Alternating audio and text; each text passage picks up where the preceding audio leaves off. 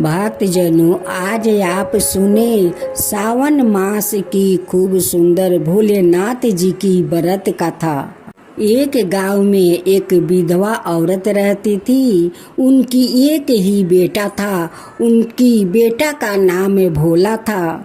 भोला बहुत गरीब था। उनकी माँ आदमी का घर में काम करके अपना बेटा को पोषण पालन करती थी। देखते देखते भोला 5 साल का हो जाता है। एक दिन भोला एक मंदिर में जाता है।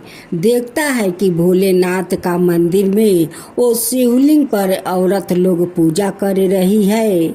भोला जाकर भोलेनाथ का पैर छूकर प्रणाम करता है और प्रणाम करके अपना घर लौटते हैं।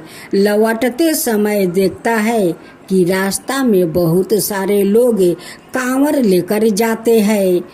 भोला सोचने लगा कि मैं भी क्यों ना इस कंवरिया के साथ मैं भी कांवर लेकर इनके साथ मैं भोला के धाम जाऊंगा।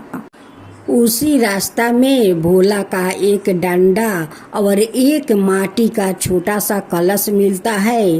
वो कलश को बांधने को उस लाठी में बहुत कोशिश करता है, लेकिन बांध नहीं पाता है। भोला कहता है कि मेरे पास तो कोई रस्सी नहीं है कि मैं रस्सी से इस कलश को इस लाठी में बांध सकूं। नहीं बांधूंगी तो मैं कंधे पर कैसे कांवर लेकर भोलेनाथ का धाम जाऊंगा। भोलेनाथ उस भोला का परेशान देखकर एक बूढ़ा का रूप धारण करते हैं और भूखे प्यासे भोला के पास आते हैं। कहते हैं कि बेटा तुम क्या कर रहे हो। भोला कहता है कि बाबा देखिए सभी लोग कांवर लेकर जाते हैं, मैं भी भोला का धाम जाऊंगा। इस कलश को इस लाठी में बांधने को बहुत कोशिश करता हूँ, लेकिन बांध नहीं पाता हूँ। बाबा कोई बुद्धि बताइए कि मैं इस डंडा में इस कलश को बांध सकूँ। बाबा कहते हैं कि बेटा मेरे पास जादू है, चाहो तो मैं जादू से तुम्हारा इस लाठी को अच्छा से कांवर सजा देता हूँ। भोला कहने लगा कि बाबा अगर ऐसा कर दिया तो मैं आपको इस गंगा से जल लाकर पहले आपको पिलाऊंगा, तब मैं बाबा धाम जाऊंगा। बाबा तो भोला का लाठी में 2 कलश झुला दिया। भोला पानी भरकर गंगा से लाता है और उस बाबा को पिला देता है। बाबा कहते हैं कि बेटा तुम तो 2 हो, लेकिन तुम्हारा साथ तो कोई नहीं है, तुम कैसे बाबा धाम जाओगे। भोला कहने लगा कि बाबा इस लाठी में इस कलश से बांधते बांधते सब लोग आगे निकल गया और हम दोनों देखिए पीछे पड़ गया। नहीं जानते हैं कि मैं कैसे बाबा धाम पहुंचूंगा। भेष रूपी धारिन भोला कहते हैं कि बेटा तुम कहाँ से आ रहे हो। भोला उस गांव को दिखाता है कि देखिए बाबा वो गांव जो देख रहे हैं वही गांव में मेरा घर है। भगवान का दृष्टि से भला कुछ छुप सकता है। बाबा तो सब कुछ जानते हैं कि भोला का घर कहाँ है, भोला का अवस्था क्या है, बाबा को तो सब पता है। बाबा कहते हैं कि बेटा भोलेनाथ को नारा लगाते रहो, भोलबम भोलबम के नारा लगाओ और रास्ता चलते रहो। देखना खुद ही खुद बाबा तुम्हें अपना पास जल्द से जल्द बुला लेंगे। भोला बाबा का कहे अनुसार वो रास्ता चलने लगा और भोलेनाथ का वो नारा लगाने लगा। भोलबम भोलबम के नारा कहते कहते वो भोलेनाथ का पास पहुंच गया। भोला कहता है कि महादेव आखिरकार मैं आपके पास पहुंची गया। ओ बूढ़ा बाबा ठीके कह रहे थे कि तुम रास्ता चलो और भोलेनाथ के नारा लगाओ। भोलेनाथ खुद ही खुद आपको अपने पास बुला लेंगे। आय आप तो मुझे अपना पास बुला लिया। महादेव जी कहते हैं कि भोला, तुम इतना छोटा होकर मेरे लिए तुम कांवर लेकर आया है, तो मैं तो तुम पर बहुत प्रसन्न हूँ। तुम कुछ मुझसे मांगो।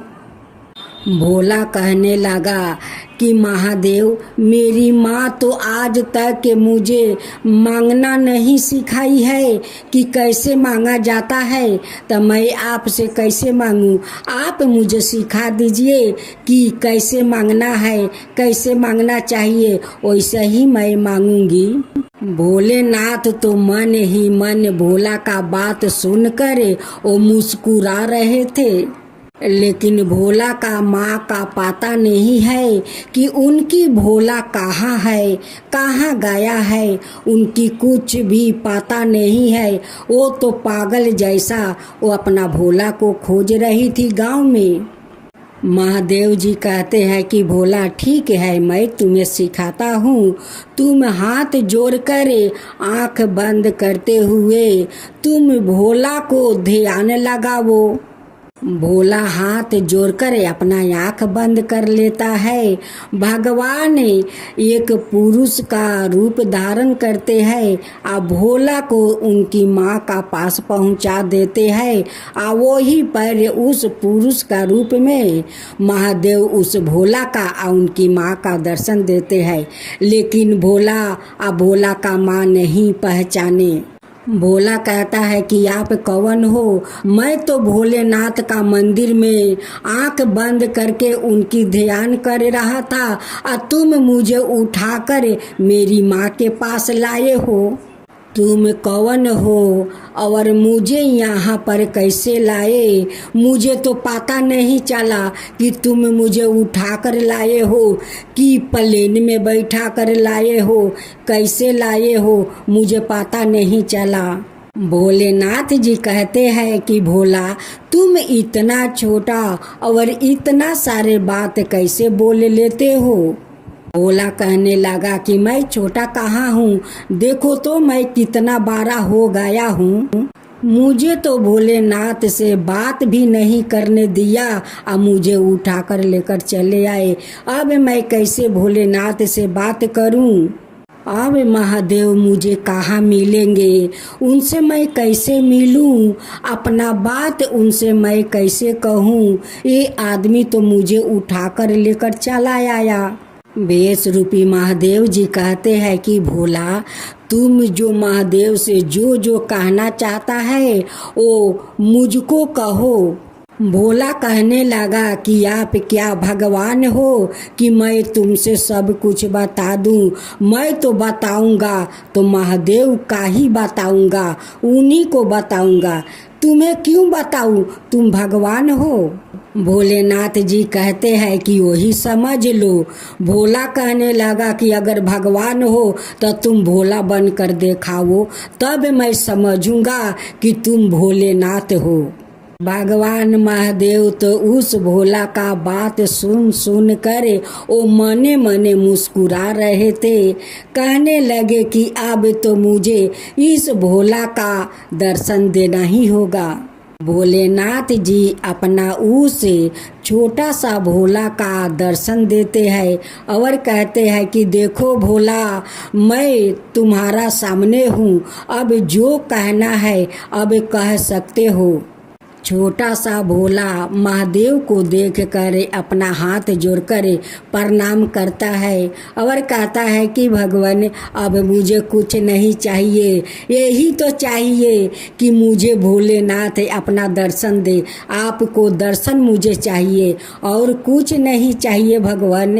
आपको दर्शन मिल गया, मुझे सब कुछ मिल गया। भगवान कहते हैं कि तुम तो छोटे हो, भोले भाले हो, लेकिन इतना सुंदर तुम बात कर लेते हो भगवान से। भोला कहता है कि भगवान, आप कितना रूप धरते हैं, देखिए तो आप एक आदमी का रूप धारण करके अब मुझे मेरा माँ के पास आप लाए, अपना दर्शन भी दिया। इससे ज़्यादा मुझे और क्या चाहिए भगवान, और क्या चाहिए? भोलेनाथ कहते हैं कि तुम्हें कुछ नहीं चाहिए। भोलेनाथ कहते हैं कि तुम्हें कुछ नहीं चाहिए भोला, लेकिन मैं तो सब कुछ दूंगा, तुम्हें सब कुछ दूंगा। इतना छोटा सा मेरा भोला है, अब मैं उन्हें भाला कुछ ना दूं। वो इतना दूर से चलकर मेरे कांवर लेकर आया है, भाला मैं उन्हें कुछ ना दूं। भोलेनाथ जी उनकी टूटे हुए घर को महल में बदल देते हैं। उनकी घर में बहुत सारा अन्न धन भर देते हैं और कहते हैं कि भोला उधर जरा मुड़ के तो देखो। जब भोला देखता है, कहता है कि भगवान ये तो मेरा टूटा हुआ झोपड़ी था, ये तो आप महल बना दिया। सचमुच लोग कहता है कि भगवान में बहुत शक्ति है, बहुत शक्ति है। जो भगवान से मन से मांगो वो भगवान जरूर देता है। आज तो आप बिना मांगे मेरे को दे दिया। भोला कहता है कि भगवान आज आप इतना कुछ मेरे को दिया है, मैं आपका हर सोमवार का दिन मंदिर में जाकर श्रद्धा भक्ति से मैं पूजा करूँगा, आपको आरती करूँगा।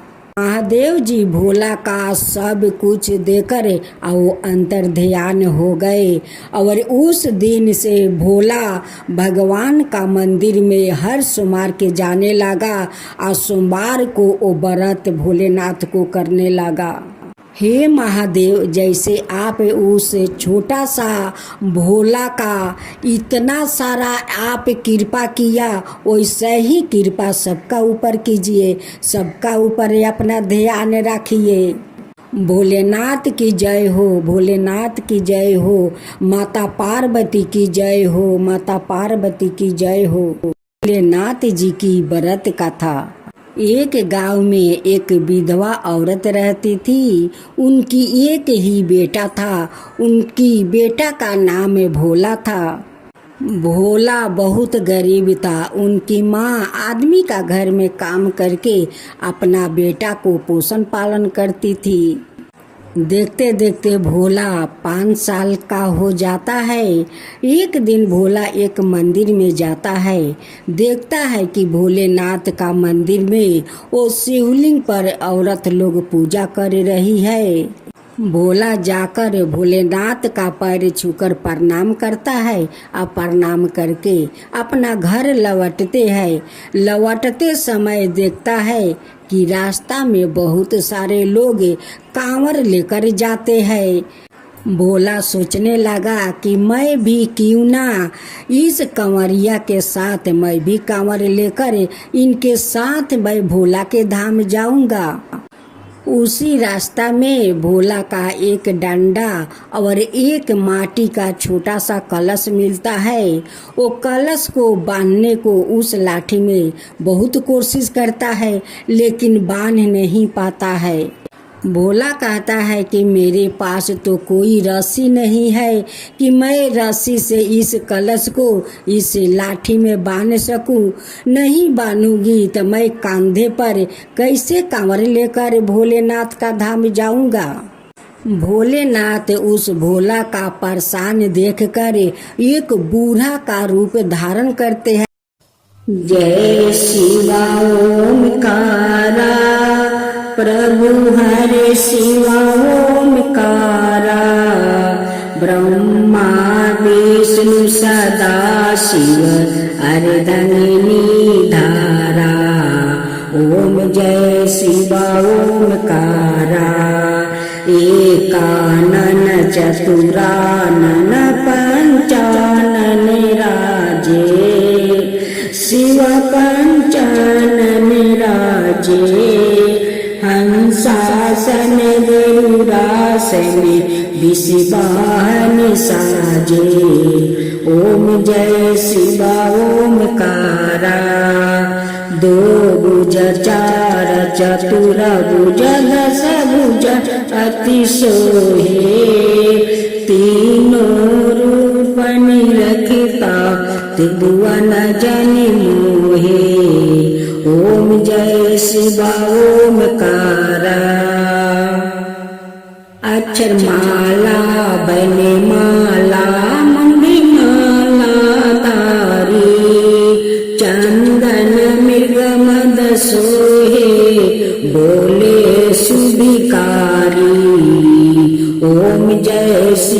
ओमकारा श्वेतांबर पीतांबर बागंबर अंगे सनकादिके बरे मादिके भूतादिके संगे ओम जय शिव ओमकारा करिके मध्यम कमंडल चक्र त्रिशूल धरता जग करता जग भरता जग पालन करता ओम जय शिव ओमकारा ब्रह्मा विष्णु सदा शिव जानते अविवेका प्राण बचर के मध्यम यह तीनों एका ओम जय शिव ओमकारा तिरगुण शिव